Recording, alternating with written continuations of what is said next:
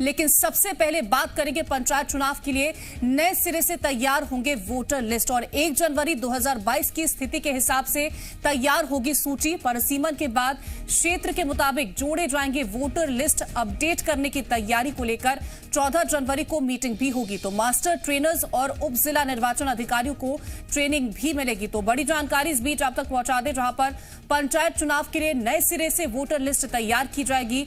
1 जनवरी 2022 की स्थिति के हिसाब से तैयार होगी सूची।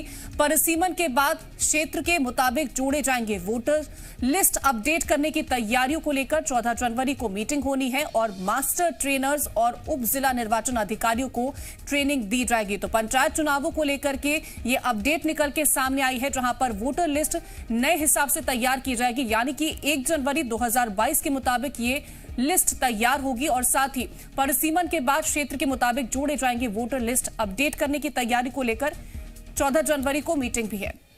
तो तमाम जानकारियों के साथ संवाददाता वासु चौरे हमारे साथ जुड़े। वासु, देखिए लगातार पंचायत चुनावों को लेकर के कई तरह के सवाल उठते हैं कि आखिरकार कब परिसीमन होगा, कब आरक्षण का जो पेच फंसा है वो हल होगा। अब वोटर लिस्ट को लेकर के एक अपडेट निकल के सामने आया। बिल्कुल, देखिए मध्य प्रदेश में पंचायत चुनाव को लेकर बीजेपी कांग्रेस के बीच लगातार सियासत गरमाई हुई थी। हालांकि पंचायत चुनाव निरस्त करने पड़े हैं और अब नए सिरे से पंचायत चुनाव कराने की कवायद शुरू हो गई है। कल एक आदेश आया जिसके अनुसार मध्य प्रदेश में पंचायतों को लेकर एक बार फिर से परिसीमन किया जाएगा। संभवतः फरवरी अंत तक ये पूरा काम जो है वो पूरा कर लिया जाएगा, ऐसा ग्रामीण एवं पंचायत विकास विभाग का कहना है। और उसके बाद अब एक बार फिर अपडेटेड वोटर लिस्ट के साथ चुनाव करने की तैयारी जो है वो शुरू कर दी गई है। इससे पहले जब राज्य निर्वाचन आयोग ने पंचायत चुनाव के लिए नोटिफिकेशन जारी किया था तो 1 जनवरी 2021 की जो वोटर लिस्ट थी उस आधार पर चुनाव होने थे, लेकिन चूंकि साल बदल चुका है, नए सिरे से परिसीमन के आदेश जारी हो चुके हैं, तो वोटर लिस्ट भी अब अपडेटेड बनाई जाएगी और इसको लेकर भी जो कवायद है वो शुरू कर दी गई है। परिसीमन जब खत्म होगा यानी कि फरवरी अंत तक, इसके बाद नए सिरे से वोटर लिस्ट बनाने का काम शुरू होगा। परिसीमन के आधार पर जब क्षेत्र बदले जाएंगे यानी कि पंचायतों का जो इलाका है, तय दायरा है, उसमें बदलाव होगा, जनसंख्या की स्थिति में बदलाव होगा, तो एक बार फिर से नए सिरे से वोटर लिस्ट तैयार की जाएगी और जो वोटर जिस क्षेत्र में आएगा यानी कि नए परिसीमन के अनुसार उस हिसाब से उसे वोटर लिस्ट में शामिल किया जाएगा, जगह दी जाएगी। तो कहीं ना कहीं एक बार फिर से अपडेटेड वोटर लिस्ट लाने की जो तैयारी है वो पंचायत चुनाव से पहले ग्रामीण एवं पंचायत विभाग ने शुरू कर दी है और इसे एक अच्छी पहल भी कहा जा सकता है, क्योंकि लगातार परिसीमन को लेकर, रोटेशन को लेकर बीजेपी कांग्रेस के बीच सियासी गर्मागर्मी जो है वो देखने को मिली थी। जी वासु, एक 14 जनवरी को मीटिंग होनी है, वो मीटिंग किस वजह से होगी, उस मीटिंग के दौरान क्या कुछ बातें होंगी, उसको लेकर के जानकारी? देखिए, आने वाले समय में जब भी जो चुनाव है, पंचायत चुनाव है, वो कराए जाएंगे।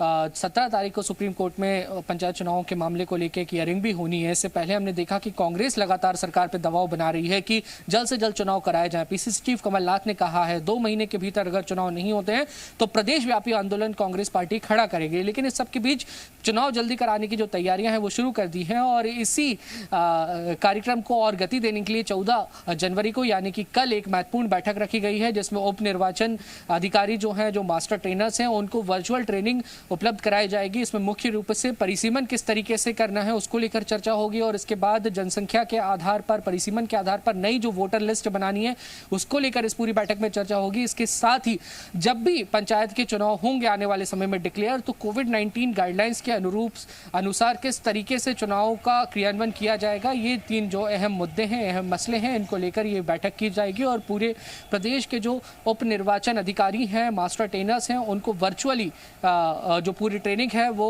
मुहैया कराई जाएगी। जी वासु, देखिए एक सवाल और है लोगों के मन में, वो ये कि जो 1200 पंचायतें बनाई गई थी 2019 में, उन पंचायतों का क्या होगा और इसके साथ ही आरक्षण जो किए गए, क्या उन आरक्षण की प्रक्रिया को दोबारा से किया जाएगा, उन तमाम जानकारियां दीजिएगा।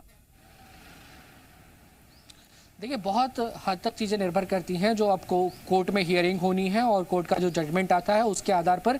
लेकिन हाँ, एक चीज़ तो तय है कि परिसीमन जब नए सिरे से हो रहा है तो पंचायतों की स्थिति में भी बदलाव होना संभव है, जनसंख्या के आधार पर भी। और परिसीमन यानी कि क्षेत्रीय जो सीमांकन होगा एक बार फिर से पंचायतों का, उसके आधार पर पंचायतों की संख्या थोड़ी सी ऊपर नीचे संभवतः ये है, माना जा रहा है कि हो सकती है। और इसी के आधार पर आने वाले समय में मध्य प्रदेश में जो पंचायत के चुनाव है वो संपन्न होंगे होंगे। और उम्मीद भी यही है कि बीजेपी और कांग्रेस जो दोनों के अपने अपने तथ्य जो पेश किए गए हैं दोनों ही दलों की ओर से, और दोनों ही दलों की जो मांग है, इन सब के आधार पर दोनों ही दलों के बीच में सामंजस्य बैठाकर आने वाले समय में पंचायत के चुनाव पूरे होंगे, ताकि पूरी प्रक्रिया को लेकर किसी भी तरीके का राजनीतिकरण ना हो, जैसा कि पिछली बार जब निर्वाचन आयोग ने चुनाव की घोषणा की थी तो देखने को मिला था। अगर बेहतर सामंजस्य के साथ चुनाव होंगे तो उम्मीद यह है कि पंचायत चुनाव इस बार करा लिए जाएंगे संपन्न। तो उम्मीद यही की जा रही कि इस बार पंचायत चुनाव हो जाए, किसी तरह का कोई पेच ना फंसे। फिलहाल वासु, तमाम जानकारी हम तक पहुंचाने के लिए आपका शुक्रिया। लेकिन खबरों में बने रहने के लिए आप हमारे फेसबुक, ट्विटर और इंस्टाग्राम पेज को फॉलो कर सकते हैं। लेटेस्ट अपडेट के लिए आप हमारे यूट्यूब पेज को सब्सक्राइब भी कर सकते हैं और हाँ,